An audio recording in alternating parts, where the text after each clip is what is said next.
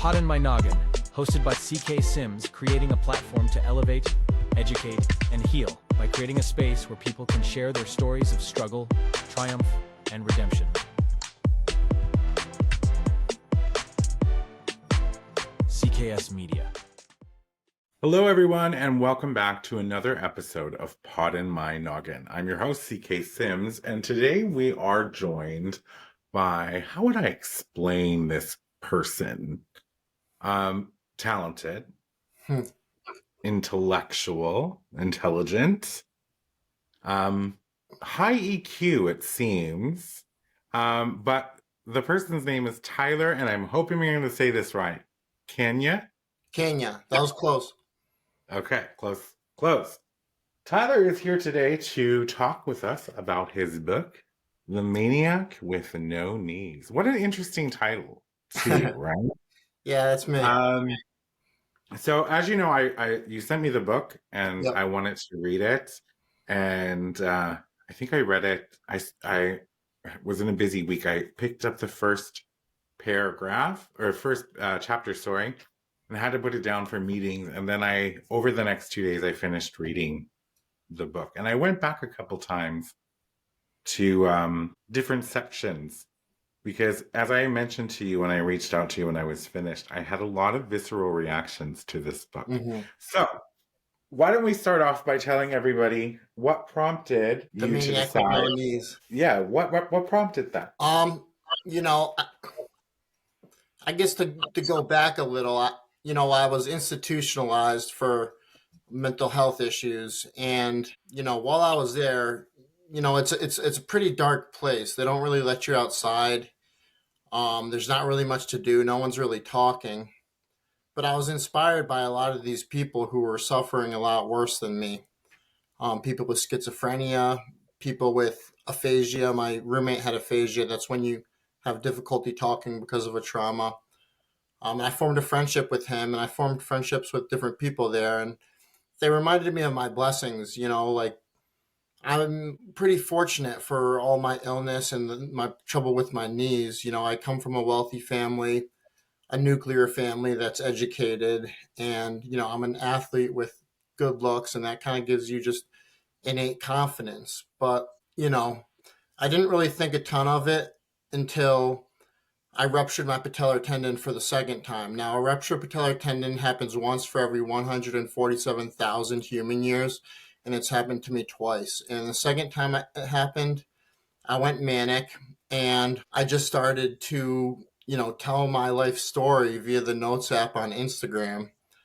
And, I had to get hospitalized for that manic episode.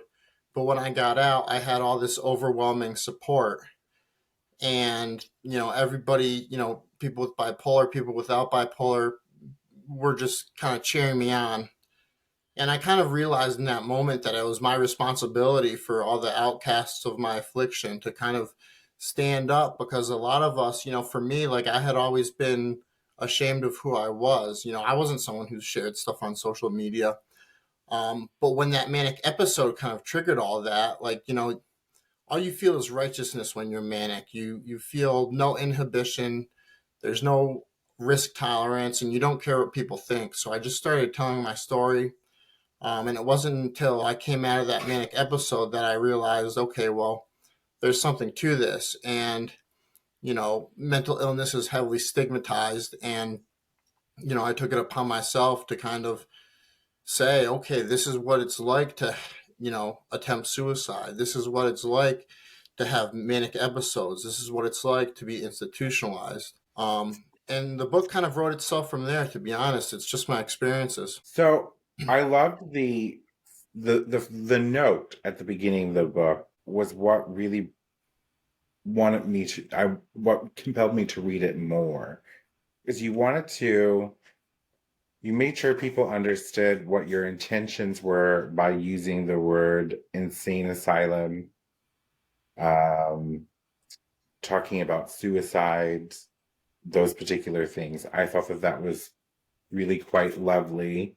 When you got into your chapter 1, I instantly made a note. You had said I'm not sure if everyone lives with this same little voice in their head, or if it's my own egotistical, slightly narcissistic, holier than thou syndrome.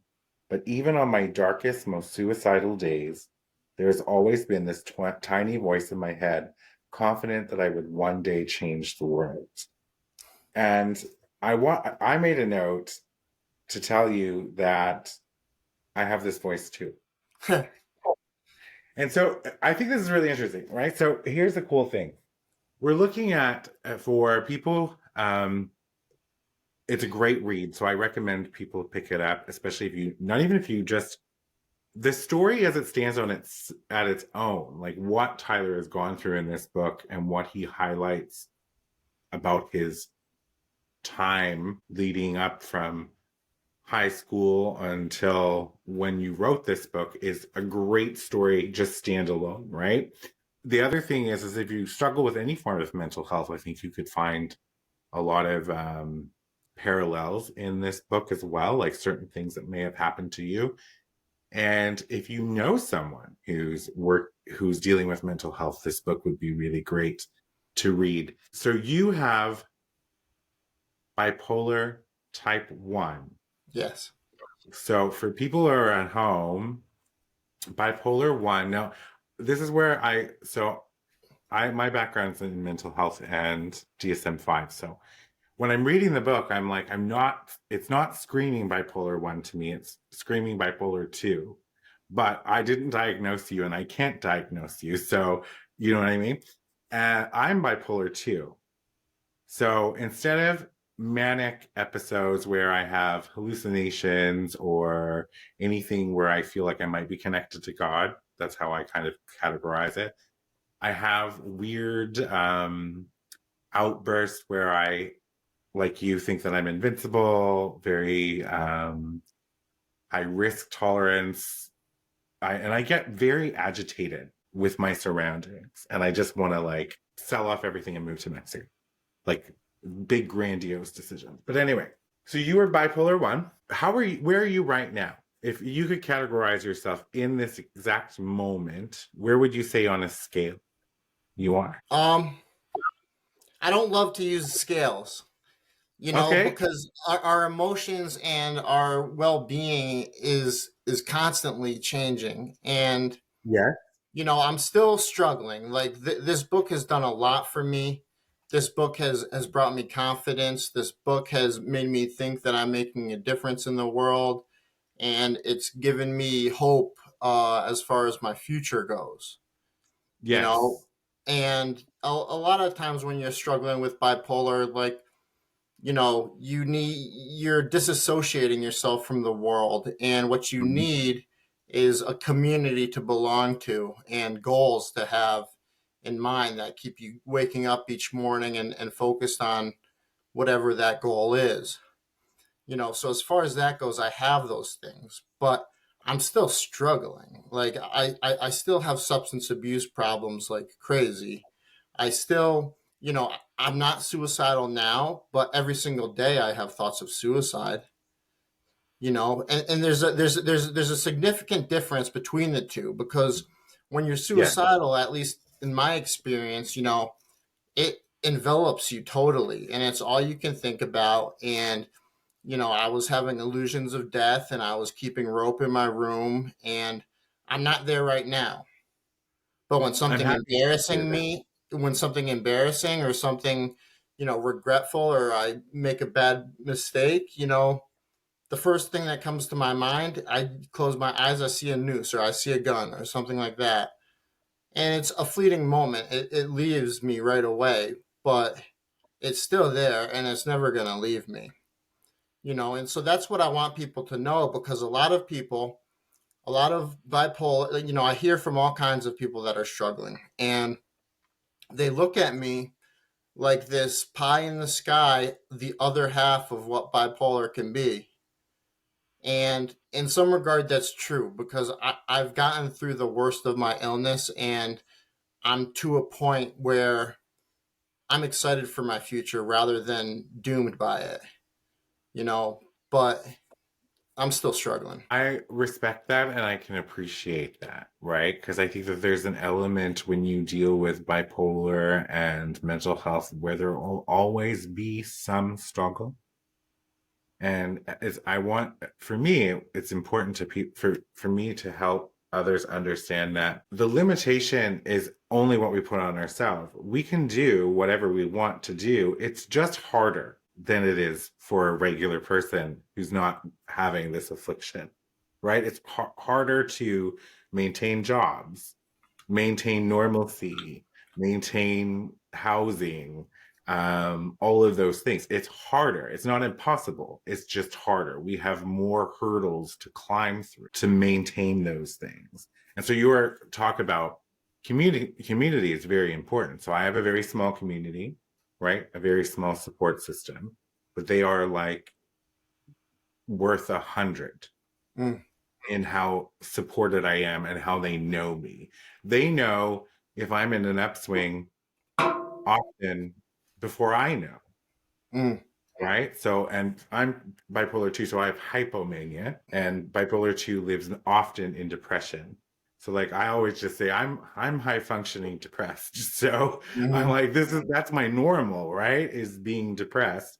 So yeah, so back to your book. So do you still view yourself as a maniac today? Um, yeah, I mean, I think I'm a maniac. I don't have manic episodes as much. In fact, since I got started on lithium, I only had one manic episode, and it was when I started the book, and that was because my knee was up in my quad, and my parents knew that I was a substance abuser, so they withheld painkillers, which was a good decision probably, but it caused a lot of suffering.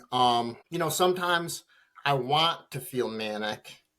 Sometimes being on a mood stabilizer can feel like you just want emotion in your life again. Mhm. And Yep. it can be tough. And there's side effects like I have trouble painting right now because something is blocked in my, I still have creativity. You can see that in the book, but there's something that I had before when I wasn't medicated that I don't have now. And it's tough to see yourself, in a new light in a way that you didn't see yourself before, or you lose a certain part of your identity.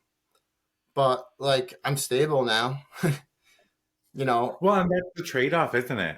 Yeah. Right? Like that is sometimes the trade-off is that to you I get that. When you say I sometimes I want to be manic, I get that.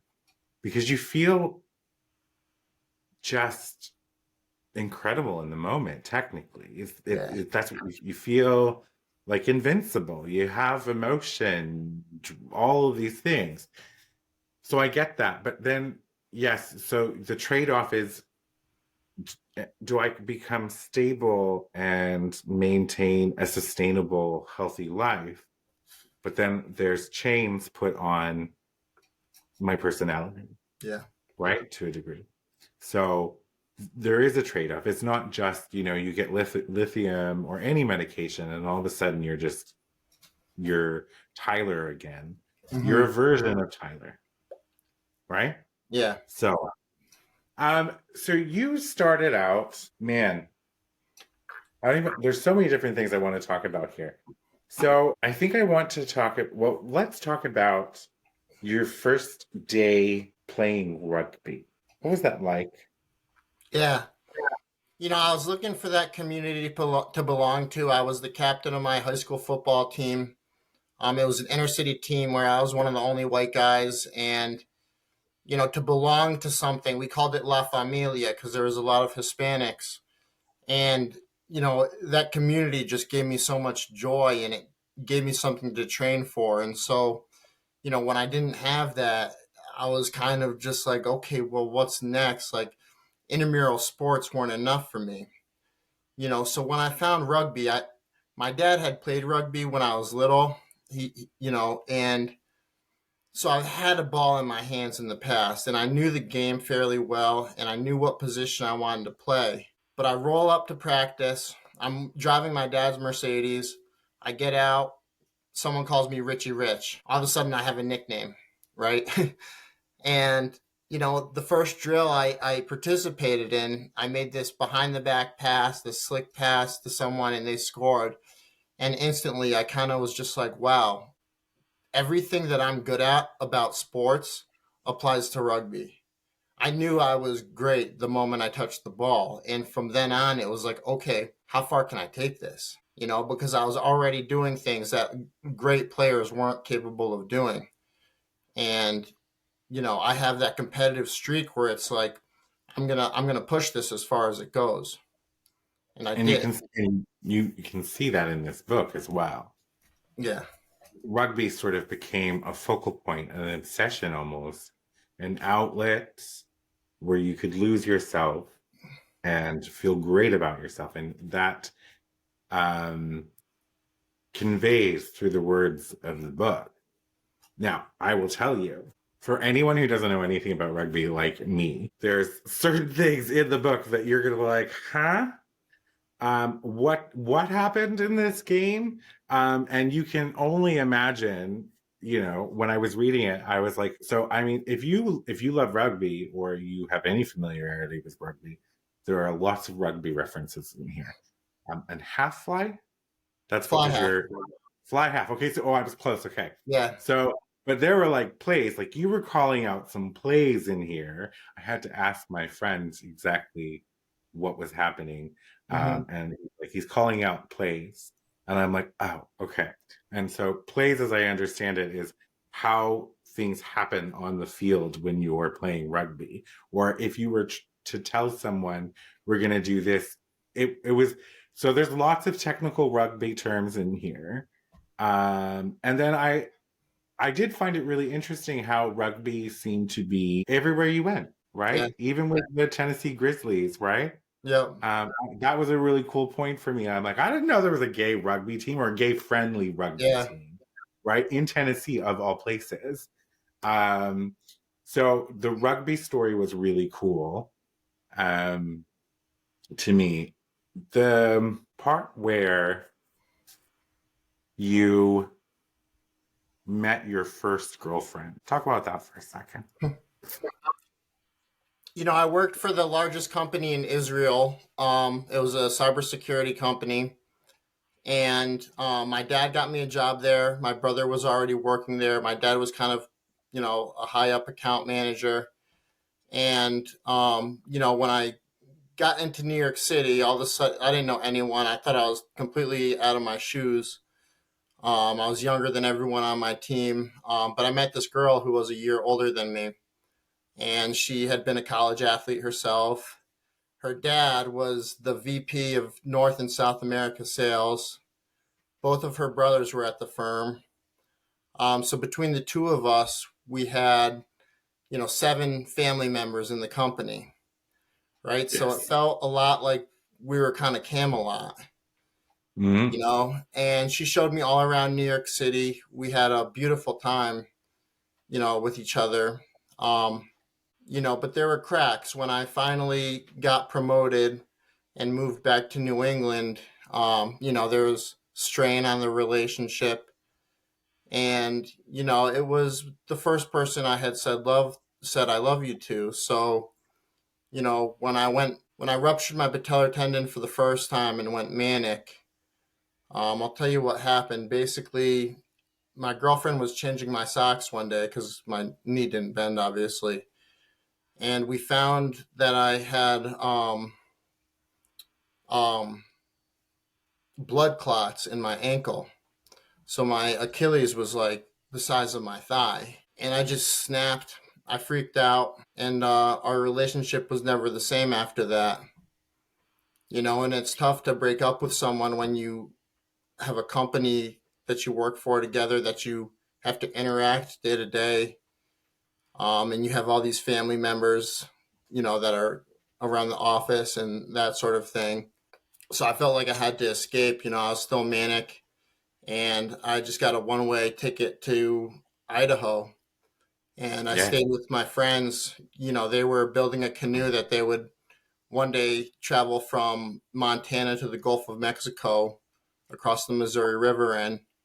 And so I quit my job while I was out there, and I just helped them build this canoe. And then, we went on a bunch of adventures, and I just tried to find continuous distractions to keep me from remembering, what just happened, because I quit rugby. She had told me that, she was like, when you recover, like, I just can't compete for your weekends with rugby.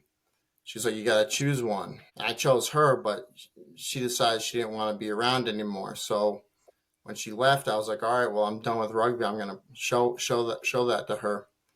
And that was a mistake I made. And, it took me several years to get back to the game that I loved.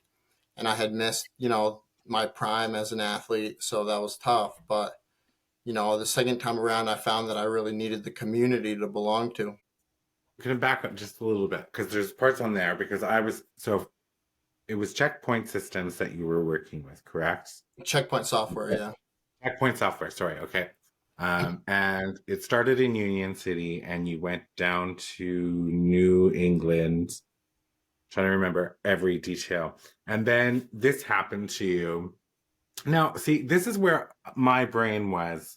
So you have this massive injury. Yeah. And in your mind, you thought it was a great idea to fly to Idaho to some remote Very house. remote. Yes, with two guys to help them build a canoe. It was a Yeah. canoe, right? Over, and I'm like, in my brain, I'm like, what? I'm like, who does that? I'm like, and that whole time, that whole and I'm not going to give everything away in the book because I want people to read it. But the thing with the police officer, like, as I was reading this, Tyler, I'm on my couch. I have anxiety a part of with my, and I'm on the couch and I'm reading the book, and I swear I'm like, no, like I start freaking out. I'm like, I'm terrified for you. And I think to myself, I'm like, oh God, I'm like, please don't. And then I won't say what happens. But yeah, I was like having visceral reactions to this book. And so, but then shortly thereafter, now I have to try and remember if I get it. But you ended up going with one of the men in that house. You did a cross country type trip with, and you went and took a trip to the canyon. Grand Canyon, yeah. So then, like, talk about anxiety. I'm like reading the Grand Canyon part, and I'm like, first of all, you'd never catch me dead in the Grand Canyon because there are like snakes and things. And I would go look at it and fly over it. It would be great. So you're here just doing your thing in the Grand Canyon and you're having these experiences. And I'm sitting on the couch reading and just like heart pounding. And if you were to go back right now to that very moment, what do you remember feeling? um, I had skipped my rehab on my knee because Yes. I flew out that way. And so, my friend Hunter, he's a great athlete, and he was physically able, and he had done like long treks before. And I hadn't. So I didn't pack as much food. I didn't wear as many warm clothes, and I was suffering. Like, we were going rim to rim to rim. That's a long trip. It's a lot of elevation, a lot of like, 47 miles? huh? Is it 47 miles? Am I remembering I think that? it's 47. Yeah, something like that. Okay. Yeah, it is a long trip. Yeah, with like 6,000 feet of elevation gain. Um, and I had some weed like in my pocket from, I can't remember where, maybe from the party we went to in Southern California. And I just remember, like, I can't make it another step. And I smoked this joint, and then all of a sudden, I was like, oh, well, the flowers are beautiful. The cactuses are beautiful. Oh, there's an antelope or something. Like, um, but like when I was actually trying to make it back, the night we stayed on the North Rim, when the North Rim was closed, I thought I was going to die. Like, I really thought I was going to die. I was praying to God. and I was shivering, and I had no food left for the next day, and I was like, I'm gonna die. And then I met that guy who I called the Japanese Hercules, and I was like, well, shit, I'm an athlete. If this guy can do it, I can do it. And that gave me some force, for the next 20 some odd miles. But yeah, I didn't think I was going to make it. And somehow, God's will, I got through it. And then I just threw up everywhere, and I felt so sick, but I felt accomplished at the end of the day. In his friend's car, by the way. We're going to take a quick break and we'll be right back.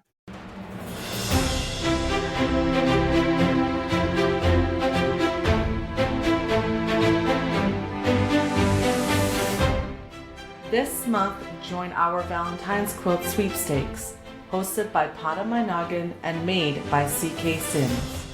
Enter for the chance to win the Valentine's Quilt and matching pillow by subscribing to Poddin My Noggin's YouTube channel. The sweepstakes will run from February 1st to February 28th, when the winner will be announced. Additionally, you can receive 10 extra entries by purchasing the Easy Beginners Digital Quilt Pattern Valentine's Edition. Check out the sweepstakes rules below and access the link in the description to enter today.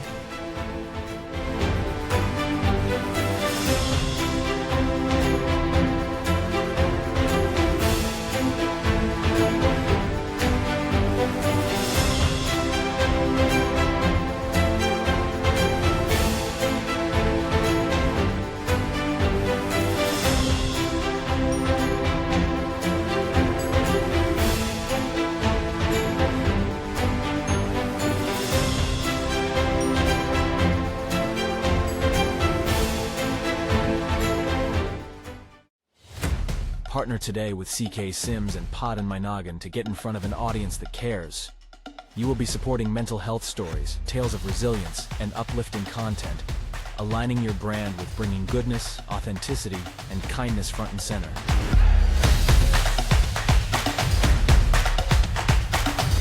This spot could be yours. Do you have a story of struggle and resilience? One that you want to share with others and possibly help someone through their own struggles? Find the link in the show description and fill out the guest form today.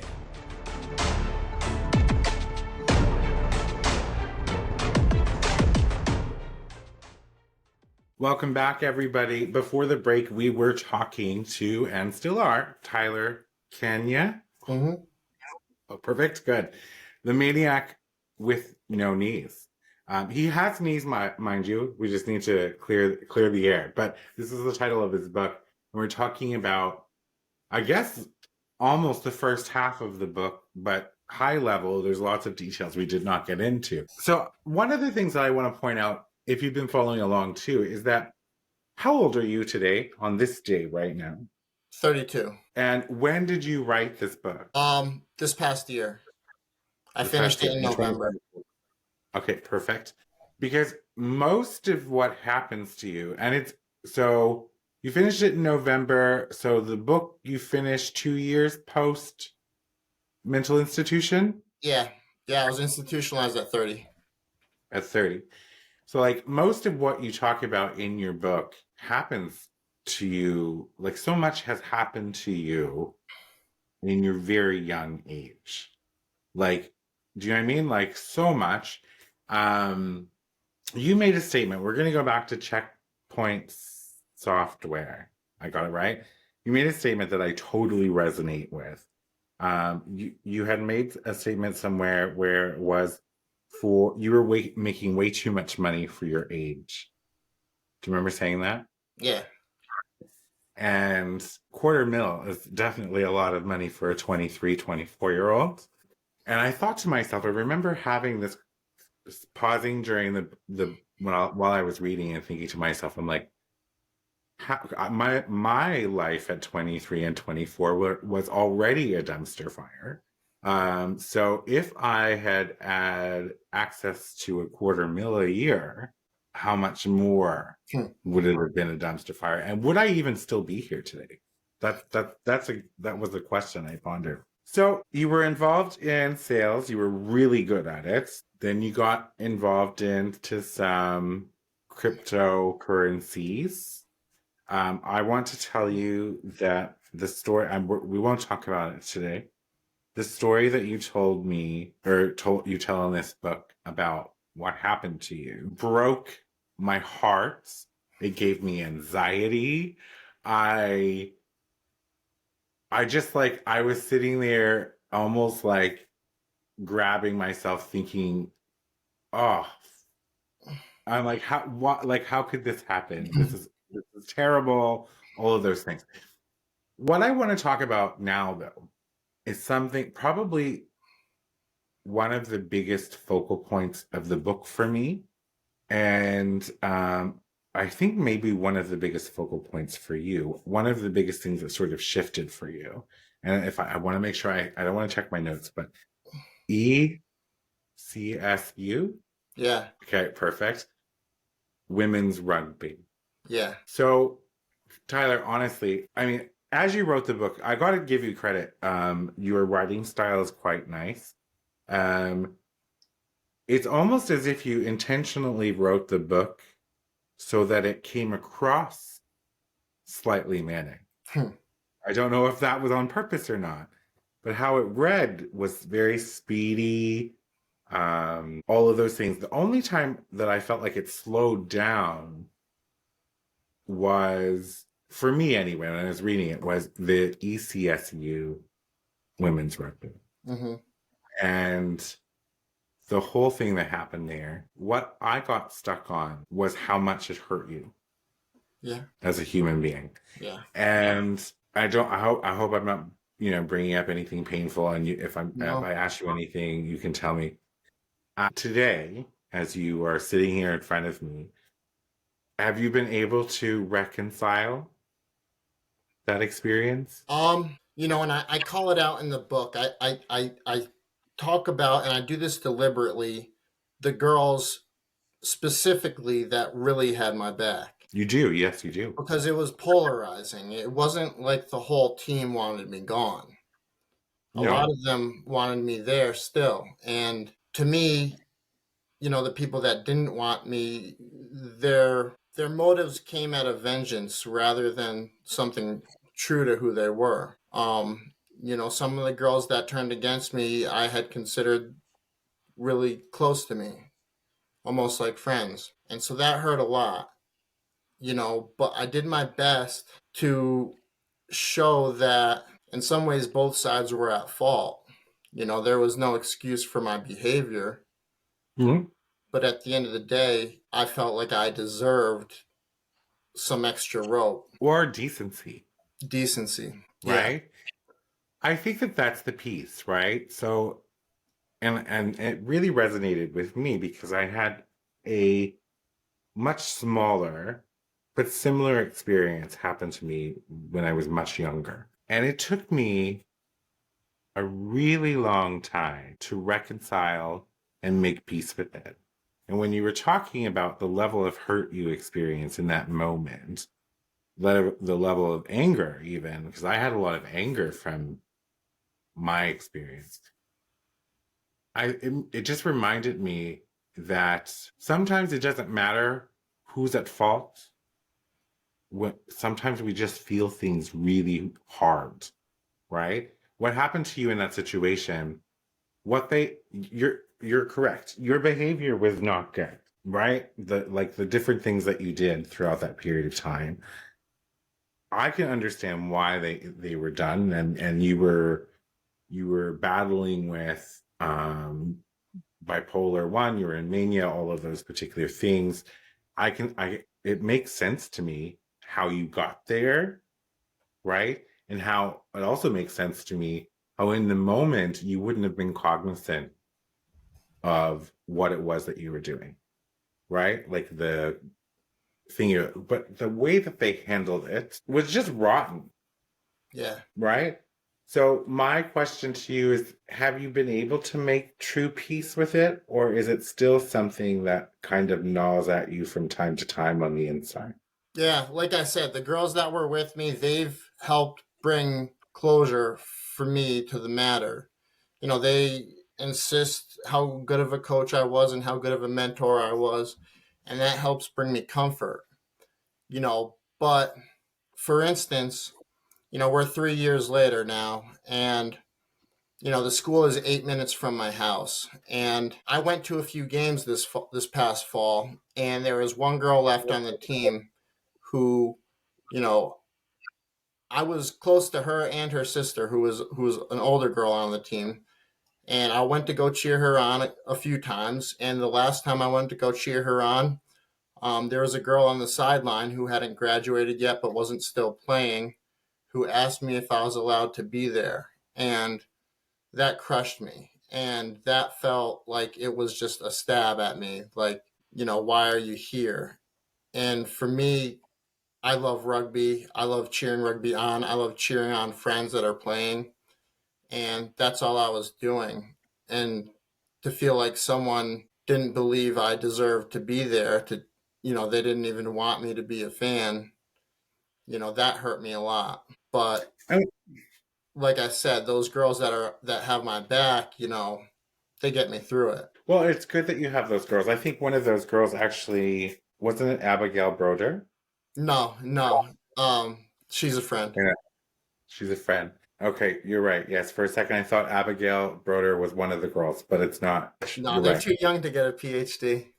Okay, fair. Absolutely fair.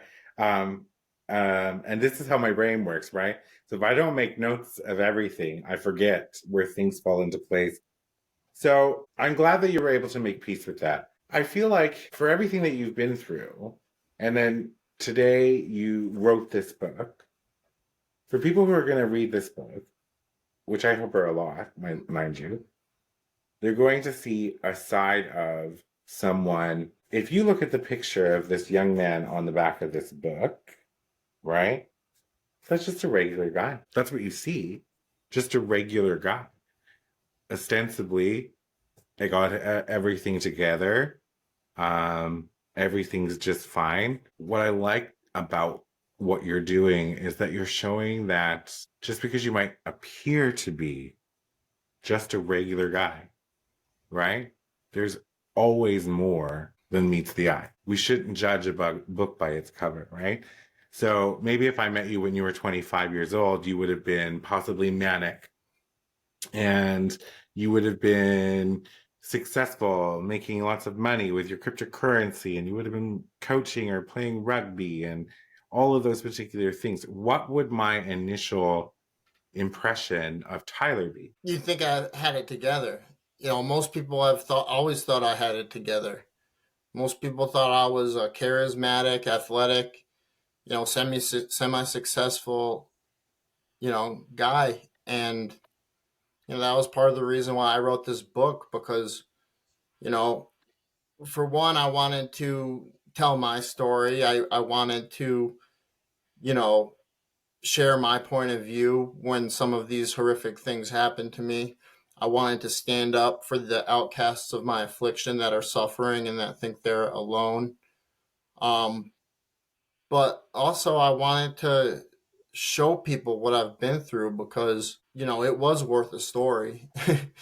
Like I, I, I, I realized when I was manic that I had a story that was worth telling, and that was the most honest thing I've ever said. So my question is then, to be considered by people at home, by yourself, by me. You just told me that if I had met you at 25, I would have thought you were charismatic, semi-successful. I mean, I was Uh, doing well, yeah.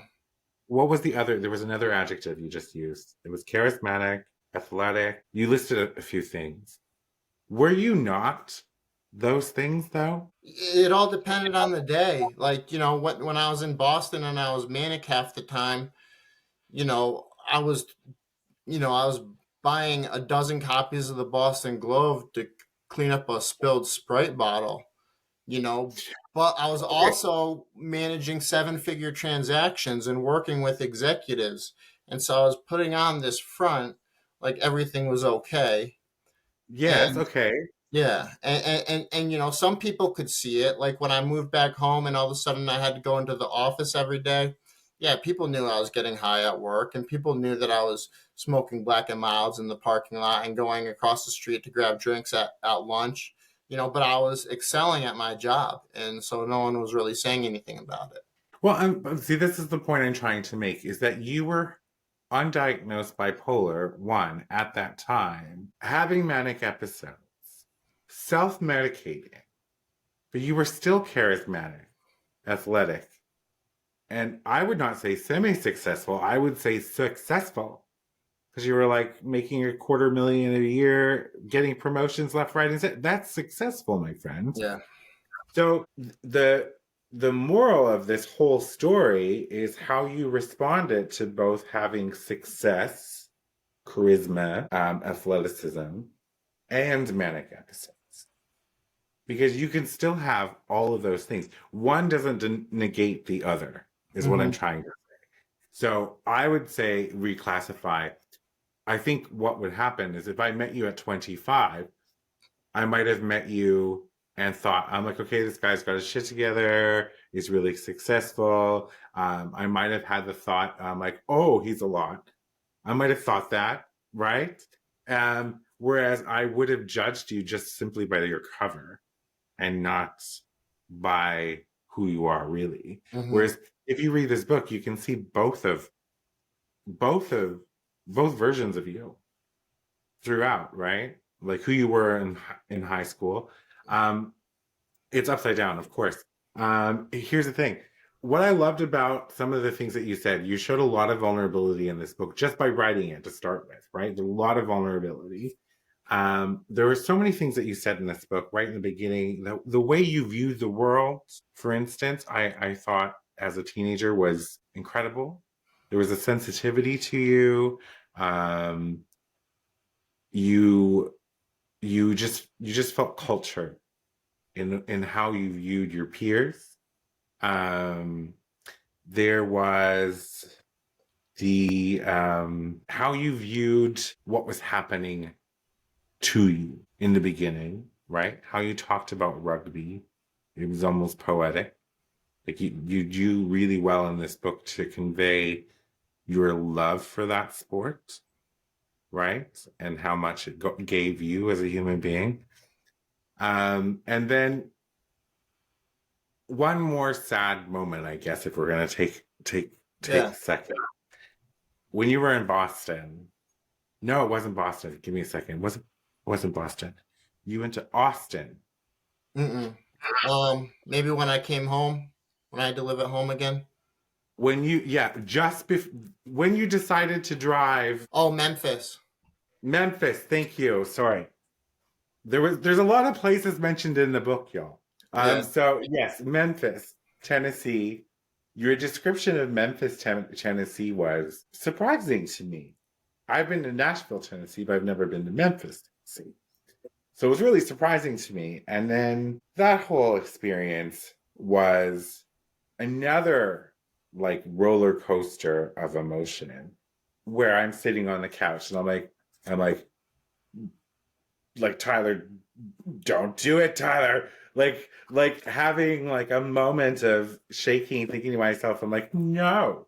But I mean, at the end of the day, I think that was your tipping point. That was it. That was the thing. Really, as reckless as it was also what saved you. Isn't that funny? That moment.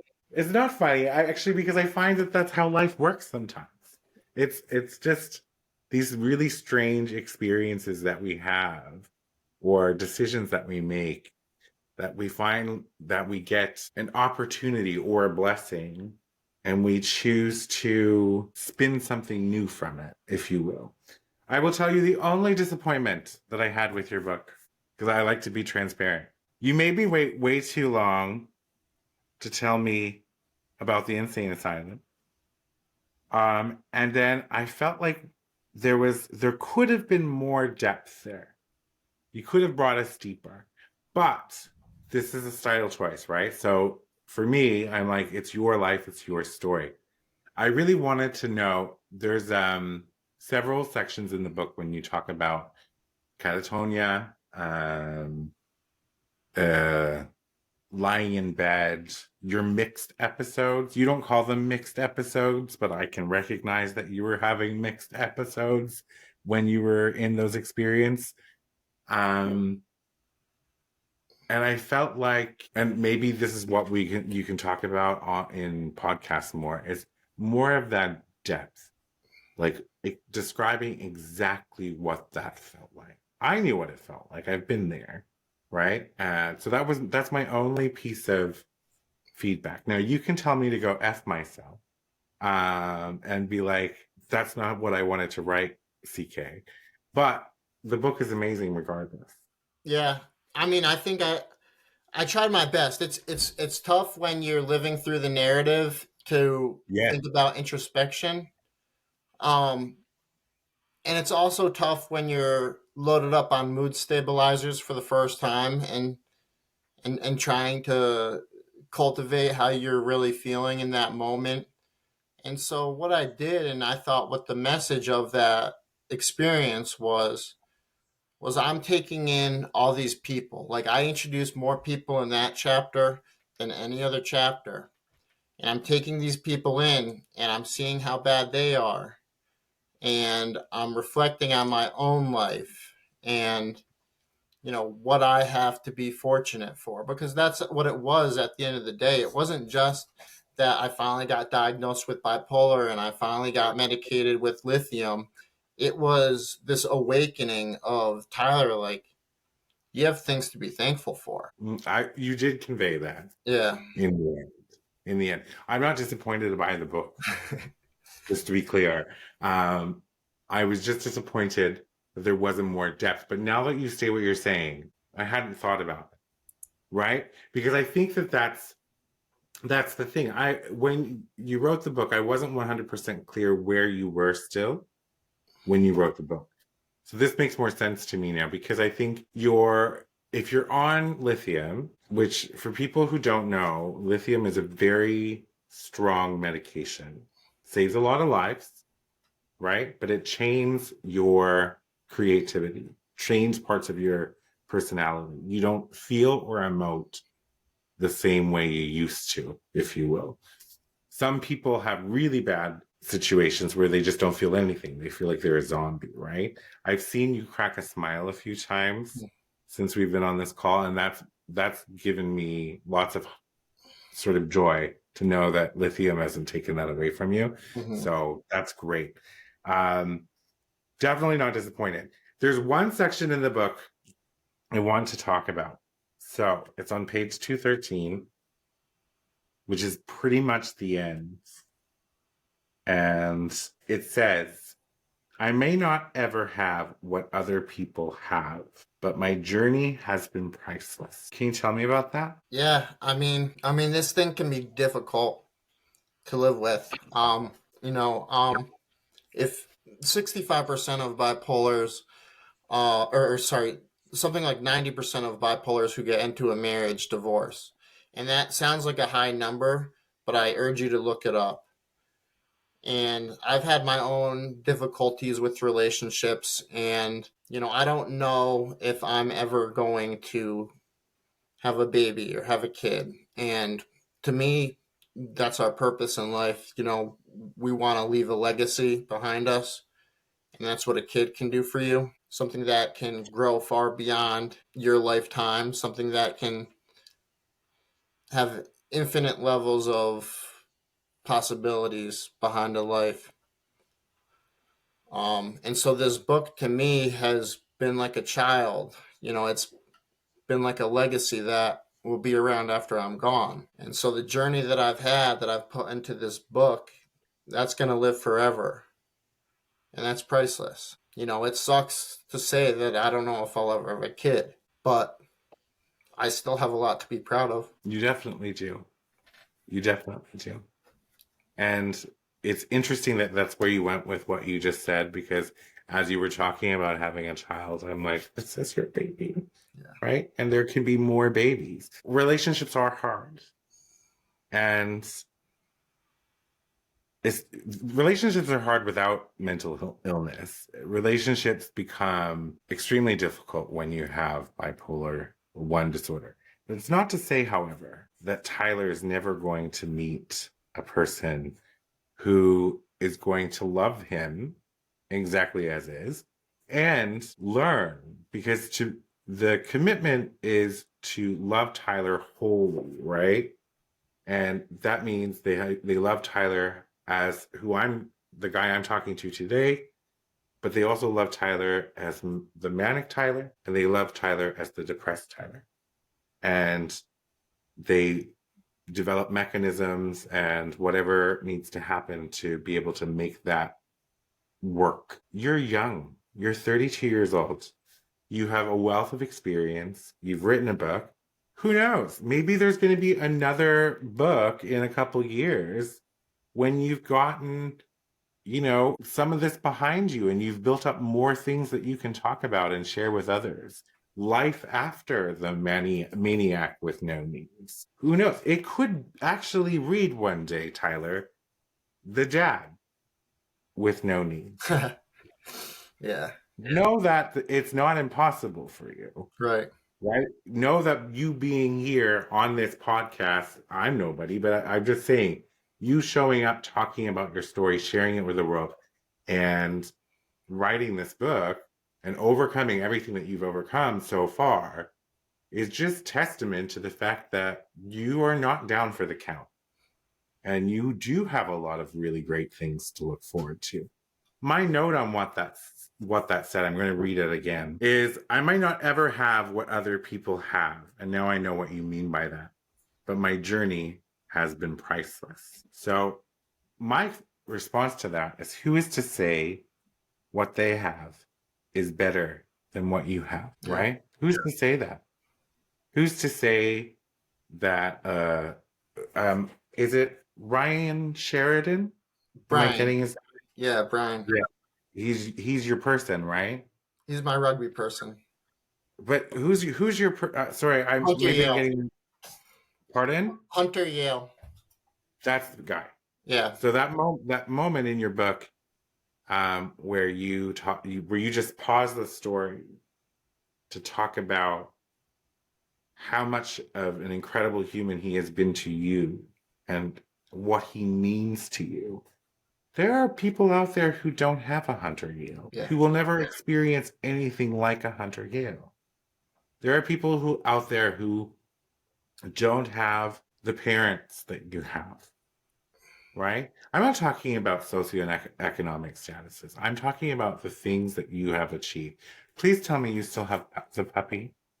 The puppy's name is gone from my brain, but do you still have the puppy? Betsy. Yeah. Yeah, she's right outside this door. Okay. Well, I was so happy that you got Betsy. I really, really was. Yeah, she saved me. So what's next? Gosh, I don't know. I have a couple things going on. I'm writing a book of short essays. Every single day I publish a short essay to Instagram, and a lot of it is about mental illness or addiction or suicide.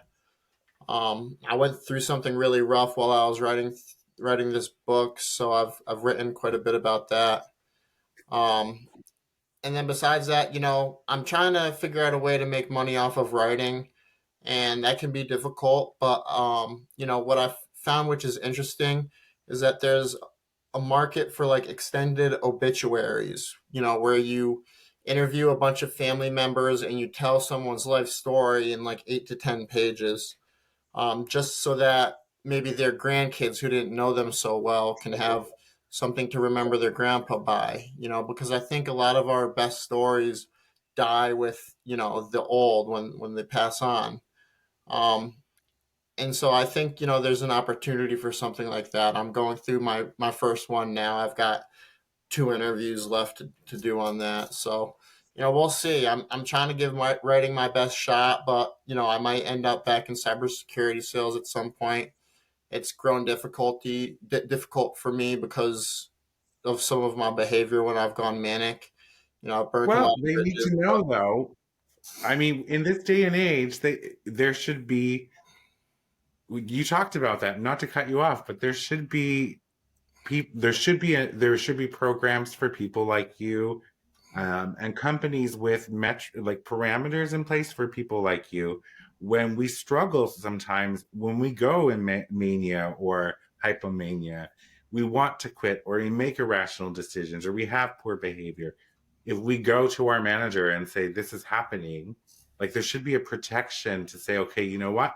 You're suspended without pay or with pay or whatever the situation is for X number of whatever, depending on your doctor. And you just go. So you know what I mean?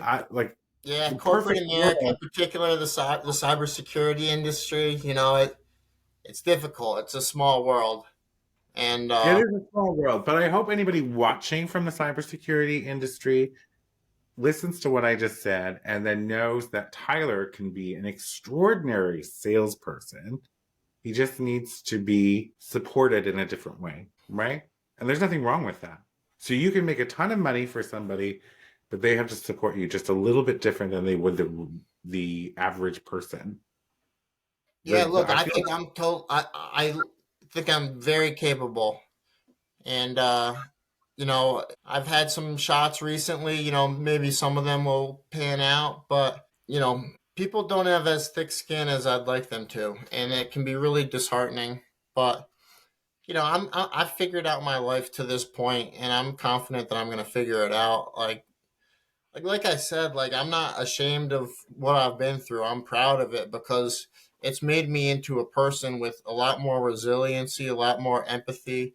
And honestly, I've had to reinvent myself over and over again. And there's no hurdle that I can't conquer at this point. Like I'm convinced of that much. It's all about opportunity, you know? I think you're going to find that opportunity. Yeah. I think you're the type to just make the opportunity. That's what I get. That's what I've read. That's what I experienced in this podcast.